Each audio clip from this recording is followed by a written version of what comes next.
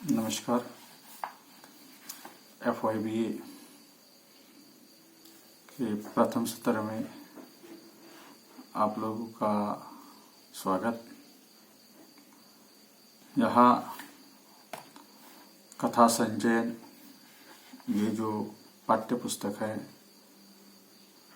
इसमें सरहद के इस पार 8 नंबर की एक कहानी है।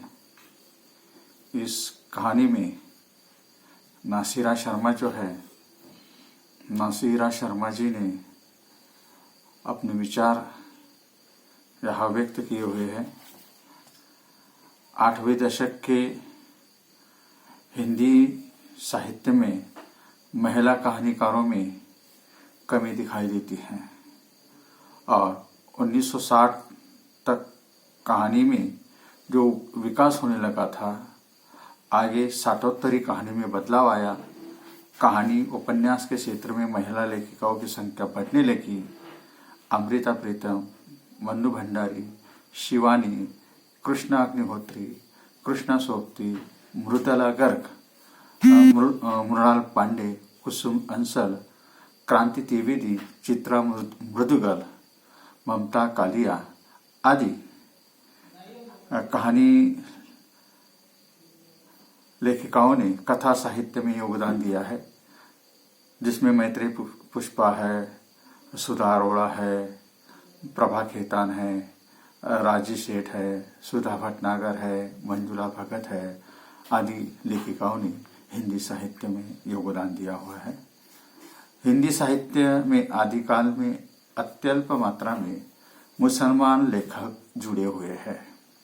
हिंदी कथा साहित्य स्वातंत्रोत्तर काल में हिंदी में जिन लेखिकाओं ने अपने लेखन के बल पर अपनी अलग पहचान बनाई, उनमें नासिरा शर्मा का नाम अग्रगण्य है।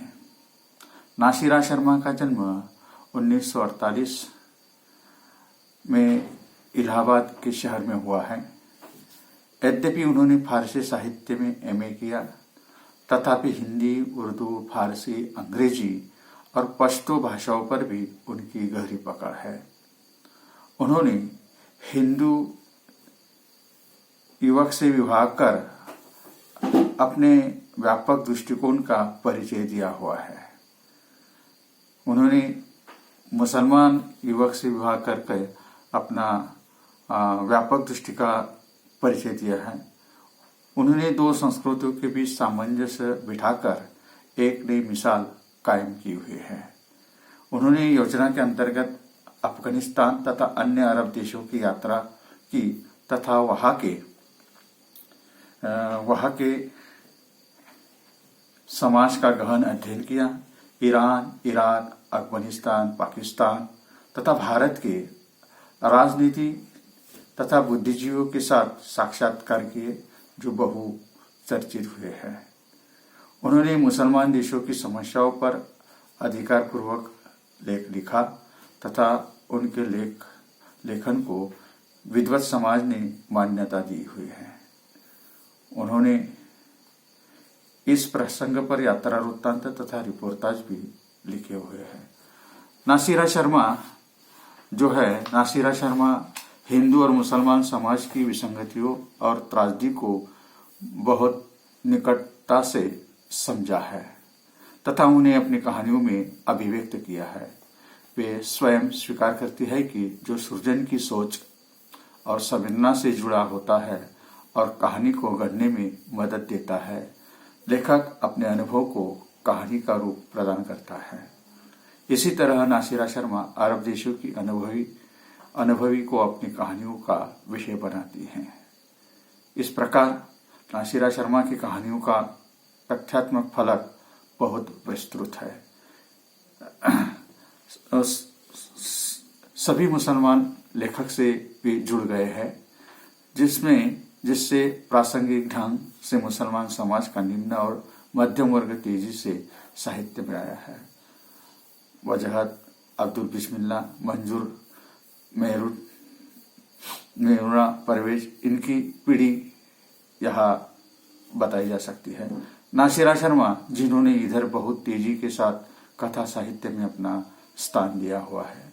यहाँ नासिरा शर्मा की कुछ महत्वपूर्ण कृतियां जो है, इनमें उपन्यास है ठिकरे की मंगनी, जिंदा मुहावरे, जीरो रोड, 7 नदियों का समंदर, कुएं जान, अक्षयवट आदि इनके उपन्यास है।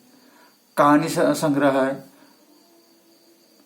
बुतरवाना, सबीना के 40 चोर, पत्थर, गली, सामी, कागज, खुदा की वापसी, संगर, इंसानी नस्ल, गूंगा आसमान आदि इनके कहानी संग्रह है। रिपोर्टाज है जहां फव्वारे लघु होते हैं। संपादन क्षितिज पार, राजस्थानी लेखकों की कहानियां, महिला कथाकार, विशेषकर इस सदी के औरत की आवाज आदि। लेख संग्रह औरत के लिए औरत, किताब के बहाने आदि। अनुवाद है 7 पुस्तकों का फारसी से अनुवाद आदि इनकी कहानी है। कुछ फिल्में हैं।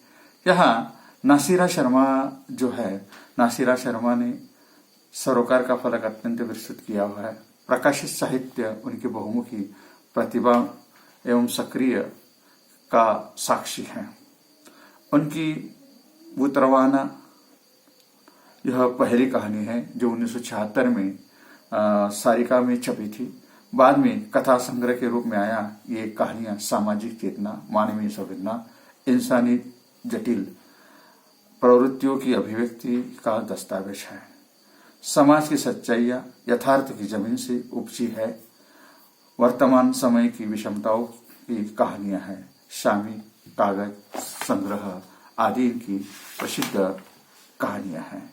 इस तरह नासिरा शर्मा जी की यह जो प्रसिद्ध कहानी है, वो प्रसिद्ध कहानी है कि सरहद के इस पार। सरहद के इस पार कहानी में, सरहद के इस पार कहानी में नासिरा शर्मा की ये बहुचर्चित कहानी है। रेहन इस कहानी का मुख्य पात्र है। सांप्रदायिक सद्भाव पर केंद्रित यह कहानी बड़ी ही बारीकी से हिंदू मुसलमान जो है कि मनस्थितियों पर, परस्पर संबंधों तथा रीति रिवाजों की व्याख्या करती है। यद्यपि मुसलमान युवक रेहान कट्टर मुसलमान है, पर जब उसकी शादी सुरैया नामक लड़की से तय होती है, सुरैया के घरवाले के कारण वो नहीं हो पाती है, तो वह व्यथित हो जाता है। तभी एक घटना घटती है कि उसके 3 दोस्त एक हिंदू लड़की को पकड़कर उसके साथ मनमानी करना चाहते हैं। रेहन हिंदू लड़की की रक्षा करता है और उसे अपनी बहन बना लेता है। सुरैया इसलिए चुप रहती है कि उसकी शादी पाकिस्तान के एक बड़े अफसर से हो रही है। रेहन इसलिए इस भेद को भुलाकर मानवता की बात करता है। रेहन परिवेश से यह भी कहता है कि वही शायद बड़ा है जो दिलों को जोड़ने की बात करता है। नासिरा शर्मा आगे कहती है कि समकालीन भारतीय परिस्थिति अत्यंत विचित्र हो गई है। भारतीय संविधान स्वाधीनता प्राप्ति के बाद धर्मनिरपेक्षता के तत्वों को स्वीकार किया गया है, परंतु इसके बावजूद आज भी देश में जाति धर्म के नाम पर लोगों का विभाजित करने का षड्यंत्र जारी है। इस षड्यंत्र में मुस्लिम समाज की स्थिति बड़ी ही दयनीय हो गई है। स्वतंत्रता के समय भारत का धर्म के नाम पर विभाजन किया गया और मुसलमानों को पाकिस्तान दे दिया गया, परंतु कुछ मुसलमान ऐसे भी हैं जिन्हें मुसलमान पाकिस्तान की बजाय धर्मनिरपेक्ष भारत अधिक प्रिय है। परंतु स्वतंत्रता के बाद पाकिस्तान से भारतीयों की शत्रुता बढ़ती गई है। इसी दरमियान कुछ ऐसे मुसलमान भी सामने आए जो रहते तो भारत में हैं, परंतु उनकी निष्ठा पाकिस्तान पर है। ये मुट्ठी भर लोग हमारे देश के आतंक फैलाने का, हमारे देश में आतंक फैलाने का काम करते हैं। ये भी नासिरा शर्मा जी ने यहाँ वर्णन किया हुआ है। आगे वे कहती है, इसी के परिणाम स्वरूप संपूर्ण मुसलमान समुदाय को संदेह की नजरों से देखा जाने लगा है। इसी संदेह की नजर से उत्पन्न मुस्लिम मोहभंग का चित्रण सरहद के इस पार इस कहानी में लेखिका ने दिया हुआ है। कहानी का रेहन ये युवक पुरुष पात्र है जो पढ़ा लिखा है, जिसने एमए पास किया है, परंतु उसके मुसलमान होने से उसे नौकरी नहीं मिलती है। उसके बेरोजगार होने के कारण उसके प्रेमी का सुरैया उसकी शादी पाकिस्तान के युवक से तय हो गई है, जो पाकिस्तान में एक अफसर के पद पर काम करता है। इसी समय रेहन अपना दिमागी संतुलन खो बैठता है और पागल की हरकतें करता है। उस पर पागलपन सवार होने के बावजूद वह यह नहीं भूला है कि वह एक भारतीय है।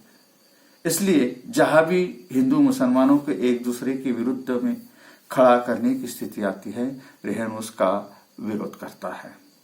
फिर सामने पाकिस्तान के उनके जन समुदाय, इकबाल हो या कोई और हो, उसे अपने देश से इज्जत से प्यार है, अपने देश से प्यार है।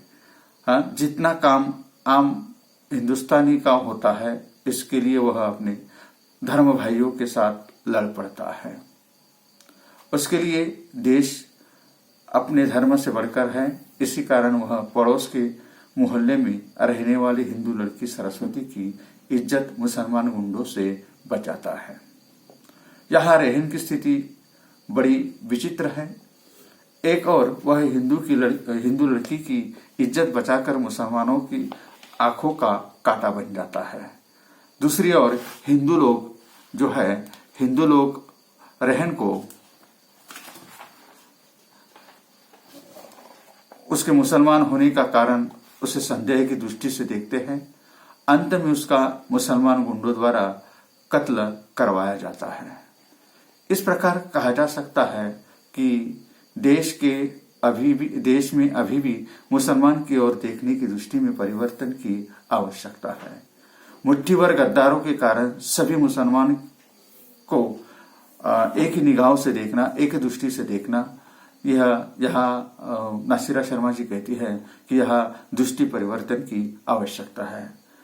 यहाँ मुट्ठीभर गद्दारों के कारण सभी मुसलमानों को गद्दार कहना बड़ी ही भूल है, ऐसा इनका कहना है। इससे पढ़े लिखे मुसलमान युवकों में नैराश्य की भावना जागृत होती है और उसका लाभ कट्टरपंथी उठाते हैं और उनका आतंकी गतिविधियों के लिए उपयोग करते हैं। सरहद की इस पार कहानी नासिरा शर्मा की एक उल्लेखनीय कहानी है। भारत पाकिस्तान के विभाजन की समस्या पर आधारित यह कहानी है। इस कहानी के संदर्भ में मुसलमानों के दर्द को भी अभिव्यक्ति दी गई है। अंग्रेजों ने भारत के दो टुकड़ों में स्वतंत्रता दी और मुसलमानों को धर्म के आधार पर पाकिस्तान दे दिया गया और मुसलमानों को पाकिस्तान दिए जाने के कारण फलस्वरूप हिंदुओं के मन में यह बात घर कर गई कि अब भारत में कोई भी मुसलमान नहीं रहेगा, सभी पाकिस्तान चले जाएंगे। परंतु जिनकी जड़ें सदियों से इस स्थान पर जमी हुई है, उन्हें आसानी से अलग नहीं किया जा सकता है। इसी रूप में लेखिका ने रेहन को केंद्रीय पात्र बनाकर प्रस्तुत कहानी का ताना बाना बुना है। सदियों से भारत में हिंदू मुसलमान एक साथ रहते आए हैं, अतः केवल राजनीतिक बंटवारा उन्हें अलग नहीं कर सकता है। दूसरी बात यह है कि क्या सभी मुसलमान बंटवारा चाहते थे? परंतु सभी मुसलमानों को एक साथ देशद्रोही के जैसे कहना या बर्ताव करना, इसी कारण प्रशासन में मुसलमानों को उतनी मात्रा में अवसर नहीं मिलता है जितना कि अन्यों को। इसका परिणाम यह होता है कि रेहन जैसे युवक के पास शिक्षा होने के बावजूद भी उन्हें नौकरी नहीं मिलती है। और नौकरी से जुड़े बाकी जो है बाकी वास्तव शादी के मामले में उन्हें मोहभंग का शिकार होना पड़ता है। यह अवस्था उन्हें पागलपन तक पहुंचा देती है। ऐसे ऊपरी तौर पर परिपागल लगने वाले व्यक्तियों में भी मनुष्यता का अदृश्य शांता किस प्रकार प्रवाहित होता है, यह स्पष्ट करने प्रस्तुत कहानी के प्रति लेखिका का उद्देश्य रहा हुआ है। रेहन जो है, रेहन इस कहानी का नासिरा शर्मा की सरहद के इस पार कहानी में रेहन प्रमुख चरित्र है। एमए तक पढ़ा लिखा है, बेरोजगार है। विभाजन के दिनों में उसे कहीं भी नौकरी नहीं मिलती है। 2 वर्ष तक वह नौकरी के लिए प्रयास करता रहा पर असफल रहा। वह सूर्या नामक लड़की से प्रेम करता था, परंतु बेकारी के कारण सूर्या के घर वाले सूर्या की शादी रेहन से नहीं करवाना चाहते और पाकिस्तान के एक लड़के से तय करते हैं। इस खबर से रेहन अपना दिमागी संतुलन खो बैठता है और आगे पागल हो जाता है। वह अपने घर की छत पर बैठकर वहां से आने जाने वाले लोगों को गालियां देता है, खपरेल को तोड़ फोड़ करता है, हिंदुओं को गालियां देता है। उनका मानना है कि हिंदुओं के कारण उसे नौकरी नहीं मिली, इसी कारण सूर्या से उसकी शादी नहीं हो पाई। मानसिक रूप से बीमार रेहन एक दिन दंगे फसाद के दौरान कर्फ्यू लगने पर घरों के छत पर से जाता हुआ घर में एक ही लड़की की चीखें सुनता है और तुरंत उससे पूछता है। वहां 3 मुसलमान लड़के एक हिंदू लड़की को भगा ले जाना चाहते हैं और उस पर जोर जबरदस्ती करने वाले थे, परंतु रेहन ने उस तीनों की पिटाई कर लड़की को उसके घर तक पहुंचाया। इसी बात का गुस्सा मन में रखकर वे 3 लड़के रेहन की हत्या कर देते हैं। इस प्रकार सरहद के इस पार कहानी में चित्रित रेहन एक नेक, ईमानदार, देश के प्रति अपनातत्व रखने वाला तथा भाईचारा रखने वाला व्यक्ति बताया गया है। तथापि उसे सामाजिक कूटनीतियों ने पागल बना दिया था। सरहद की इस पार कहानी में नासिरा शर्मा जी आगे कहती है, रेहन का एक पागल लड़का है। उस पर पागलपन सवार होते ही वह घर की छत पर चढ़ जाता है और रास्ते में आने जाने वाले को गालियां देता हुआ खपरेल आंगन में फेंकता था। छत पर बैठकर वह चिल्लाता रहता है, हिंदुओं को गालियां देता है। वह कहता है, मैं बता दूंगा, मैं बदला लूंगा, गिन गिन कर बदला लूंगा, मुझसे बचकर कोई भी नहीं भाग सकता, मैं पूरी दुनिया जलाकर राख कर दूंगा। रेहन के इस बर्ताव से उनके घर वाले काफी तंग आ चुके थे। ऐसी स्थिति में रेहन की मां बेहोश हो जाती हैं। फिर कोई पड़ोसी उन्हें बुलाकर ले आते हैं और शकूर मियां रेहन के पीछे पीछे से पकड़कर उसे घर ले आते हैं। कभी कभी दोनों में हाथापाई भी हो जाती है और शकूर मियां रेहन की पिटाई भी करता है। इसमें रेहन को चोट भी आती है, परंतु रेहन ने कभी शकूर मियां पर हाथ नहीं उठाया है। फसाद की स्थिति में रेहन का बर्ताव खतरनाक हो सकता था, परंतु गली के आसपास के लोग रेहन को अच्छी तरह जानते थे। अतः रेहन के घर वालों को आखिर दिलासा देते हैं। रेहन के इस बर्ताव से उसके घर वाले बहुत परेशान रहते हैं, परंतु वास्तव में वह कट्टर भारतीय है, भारतवादी है। इससे उसे पाकिस्तान से नफरत है। अतः वह पाकिस्तान की सबसे पहले कल्पना करने वाला उर्दू शायर मोहम्मद इकबाल से घृणा करता है। पागल होते हुए भी एमए तक पढ़ा लिखा है। अतः सोच विचार कर सकता है। उसका मानना है कि शायर तो हमेशा दिलों को जोड़ने की बात करते हैं। ये इस कहानी में स्पष्ट रूप से दिखाई देता है। परंतु जो शायर दिलों को काटने की बात करते हैं, इंसानी रिश्तों को तोड़ने की बात करते हैं, उनका अदब कोयला है जिसे छूकर हाथ काले होते हैं और दिमागी तारीख असल में रहन पाकिस्तान बनने के विरोधी था। दूसरी बात, उसकी प्रेमिका सुरैया की शादी भी पाकिस्तान के एक अफसर से हो रही है। अतः उसकी पाकिस्तान के प्रति घृणा और भी तीव्र हो गई है। यहाँ वह पाकिस्तान का सपना देखने वाले शायर इकबाल की पुस्तक को जला देता है। सरहद की इस पार कहानी में पागल रहन फसाद की रात में कर्फ्यू के कारण छत से होता हुआ अपनी बेवफा प्रेमिका सुरैया के घर जा रहा था। जाते हुए एक छत के नीचे उसे बचाओ बचाओ की आवाजें सुनाई दे रही हैं। रहन छत से कूदकर उस घर के आंगन में पहुंचा और जिस घर में से आवाज आ रही थी उसके दरवाजे पर जोर से लात जमा दी। दरवाजा खुलते ही रहन ने देखा कि दो लड़के एक लड़की को पकड़े हुए हैं और उसका सराहना एक दुबला पतला लड़का पकड़कर लाए थे और राम खिलवात नाम का एक हिंदू लड़की थी। रहन ने उन्हें लड़की को छोड़ देने के लिए कहा, पर वे लड़के नहीं माने। रहन ने एक लड़के के मुंह पर जोर से ऐसा मारा और उसके दोनों दांत गिर पड़े। वह सिर पकड़कर बैठ गया। बाकी लड़के को समझाने लगे और लड़की के हिंदू होने बात करते हुए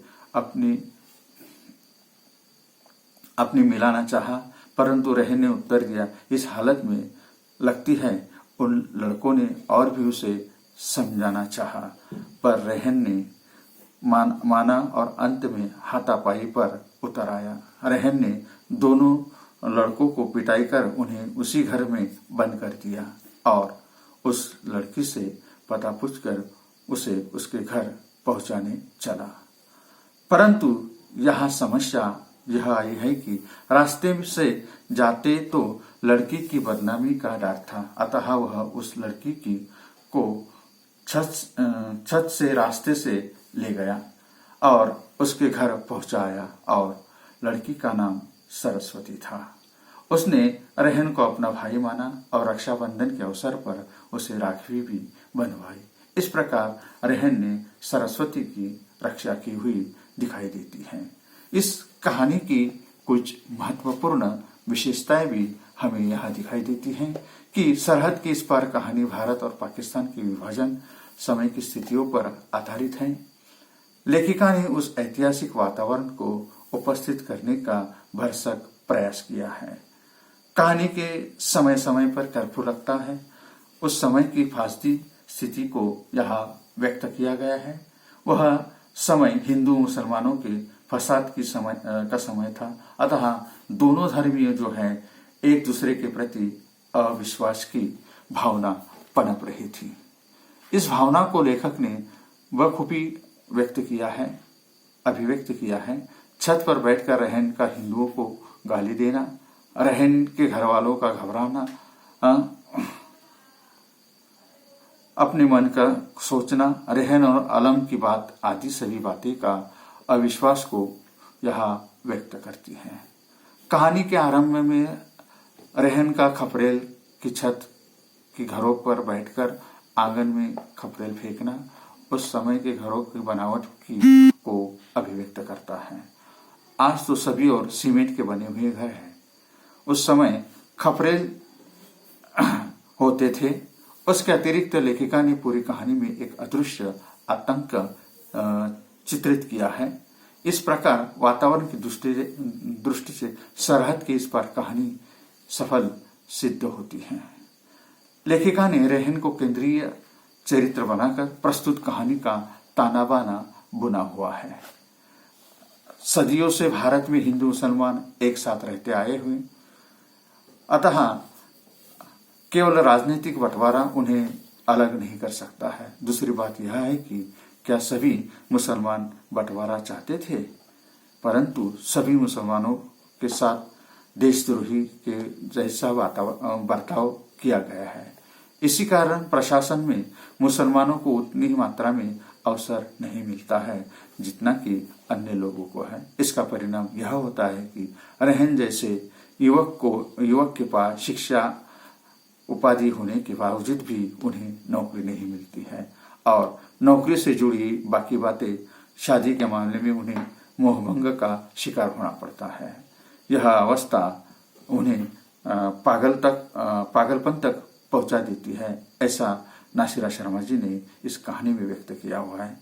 धर्म और जाति के नाम पर विभाजित समाज में व्याप्त विसंगति समस्या को लेखिका ने यहाँ चित्रित किया गया है। इस तरह नासिरा शर्मा की सरहद की इस पार इस कहानी को हम लोगों ने संक्षिप्त में उसे देखा, उसका अध्ययन किया।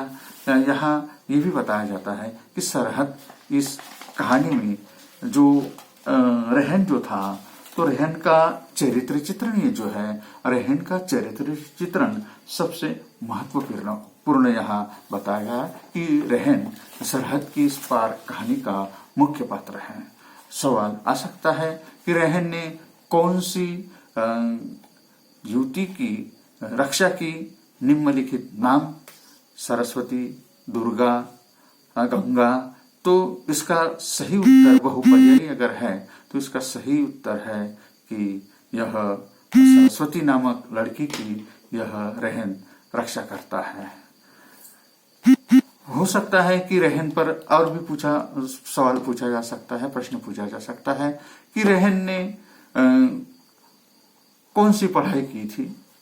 क्या तो फिर बीएससी, बीकॉम, एमकॉम, एमए, ये जो कुछ है विधि, तीन में से रहन जो है, रहन ने एमए तक पढ़ा था, ये इसका उत्तर है। और भी यहाँ कहा जा सकता है कि यहाँ की स्थिति, रहन ने जो लड़के उस सरस्वती नामक लड़की की छेड़छाड़ करते थे, तो रहन ने जो लड़के को मारा और उसके मुंह से कितने दांत गिराए, तो इसका उत्तर है कि उसने उसके मुंह पर मारा तो उस युवक के 2 दांत गिर पड़े थे। ये इसका सही उत्तर है। और यहाँ ये भी पूछा जा सकता है कि रहन के सुरैया के माता पिता किस देश के युवक से उसकी शादी करना चाहते थे? तो इसका उत्तर अमेरिका, जापान और पाकिस्तान। तो इसका सही उत्तर हमें पाकिस्तान लिखना होगा। ये भी इस कहानी की विशेषता है। एक वाक्य प्रश्न अगर पूछे गए, बहुपर्यायी या बहुविकल्प अगर पूछे गए, तो इनमें से हमें ऐसे उत्तर लिखना है। यहाँ और भी कहा जाता है कि उस जमाने के घर कैसे थे? सीमेंट कंक्रीट के थे, पत्ते के थे या खपरेल के थे, या इनमें से कोई भी नहीं था? तो हमें लिखना होगा कि उस जमाने के घर के छत खपरेल के थे। यहाँ और रहन ये जो है, तो रहन यहाँ एक आज्ञाकारी युवक बताया है कि वह आज्ञाकारी युवक बताया है और वह बड़े लोगों को कभी हाथ नहीं उठाता है। कर्फ्यू के दरमियान वह पूरी तरह भारतीय माना गया है। धर्म के नाम पर जो विभाजन हो रहा है, वो विभाजन नासिरा शर्मा जी को बिल्कुल मान्य नहीं है। इस तरह से इस कहानी का जो वर्णन जो है, ये वर्णन बहुत ही हृदयस्पर्शी है। नासिरा शर्मा जी ने यहाँ बताया गया है कि नासिरा शर्मा जी यह धर्म की एक महत्वपूर्ण कहानी है। उन्होंने हिंदी कहानी में बहुत ही बड़ा योगदान दिया हुआ है। और ऐसा यहाँ बताया गया है कि रेहन जो है, रेहन सांप्रदायिक सद्भावना की बात करता है, जिसमें हिंदू मुसलमानों को संबंधों का सुंदर वर्णन इस कहानी में नाटकीय ढंग से किया गया है। रेहन एमए तक पढ़ा हुआ है और आगे पीएचडी करना चाहता है, लेकिन नौकरी की तलाश में भटकना, बेरोजगार की समस्या से लड़ना आदि बातों में वह बहुत परेशान हो गया है। किसी बात से उसका मन नहीं लगता है। अपने साथ पढ़ने वाली सुरैया नामक लड़की से उसकी दोस्ती हो जाती है और आगे वह यह दोस्ती प्यार में बदलकर शादी के वादे तक पहुंच जाती है। लेकिन ऊंचे खानदान की सुरैया के घर वाले छोटे खानदान वाले रेहन और उसकी बेरोजगारी के कारण शादी से मना कर देते हैं। बदले में सुरैया की शादी पाकिस्तान के नागरिक से तय होती है। यह बात सुनकर रेहन उस पर भरोसा नहीं करता, लेकिन जब घर पर उसका दावतनामा देखता है तो अपनी मजबूरी पर रोता है। शादी के वादे वहां जो होते हैं सपने चकनाचूर उसके हो जाते हैं। जहां उनके हृदय को जो दिल को जो चोट पहुंचती है, चोट और अकेला यहाँ रेहन बताया गया है। सुरैया की वजह से उसे रेहन पर दिमाग की हालत उसकी खराब हो जाती है, संतुलन बिगड़ जाता है और वह दीवाना बन जाता है। ये भी नासिरा शर्मा जी ने यहाँ वक्त दीवाना रेहन घर की छत पर बैठकर सड़क के आने जाने वाले लोगों को गालियां देता है, खपरेल तोड़कर फेंकता है, हिंदुओं को दुश्मन मानता है आदि बातों का जिक्र यहाँ किया गया है। सोचता है कि नौकरी न मिलने पर वह एक और कारण है कि वह मानसिक रूप से भले ही कमजोर हो, लेकिन एक सच्चा भारतीय होने के बाद वह नहीं भूलता है। इसलिए जब दो समुदाय एक दूसरे के विरुद्ध खड़े हो जाते हैं तो रेहन इसका जोर से विरोध करता है और वह एक मुसलमान ही नहीं सच्चा भारतीय होता है। इसके लिए वह अपने लोगों से भी दुश्मनी मोल लेता है। उसके लिए देश सबसे महत्वपूर्ण बात है कि वो अब देश का मतलब देश सबसे महत्वपूर्ण है, ऐसा नासिरा शर्मा जी ने उसका चित्रण इस सरहद की इस पार कहानी में किया हुआ है। एक बार दंगा कर्फ्यू होता है। दंगा कर्फ्यू लगने से एक हिंदू लड़की की जान वह बचा लेता है। कुछ युवक लड़की पर अन्याय करने की बात सोचते हैं, तब रेहन ही उसे रोकता है, हिंदू लड़की की रक्षा करता है और उसे सुरक्षित उसके घर पहुंचाता है। कुछ दिनों के बाद यह 3 लड़के बदले की भावना से रेहन को मार डालते हैं। इस प्रकार हमें चोट खाया रेहन का चित्रण यहाँ मिलता है, लेकिन वह एक सच्चा भारतीय इंसान है। मानवता के कारण ही एक हिंदू लड़की को वह बचाकर उसे अपनी बहन बना लेता है और उसके लिए देश सबसे ऊपर है, ये भावना उसकी यहाँ महत्वपूर्ण होती है। तो इस तरह इस कहानी को हम लोगों ने सुना, मैंने अध्यापन किया और यहाँ पर हम रुकते हैं और अगली तासिका को हम मिलते हैं। FYV की कथा संचय नामक पाठ्य पुस्तक है। इस कथा संचयन किताब में कुल मिलाकर 8 कहानियां हैं। 8 में से 4 कहानियों का अध्यापन हो गया है। बाकी की कहानियां जो है हम नेक्स्ट पीरियड में देखेंगे। जब तक रुकते हैं और अगली तासिका को मिलते हैं। कि कहानी के बारे में, इस कहानी के बारे में और थोड़ी चर्चा करते हैं।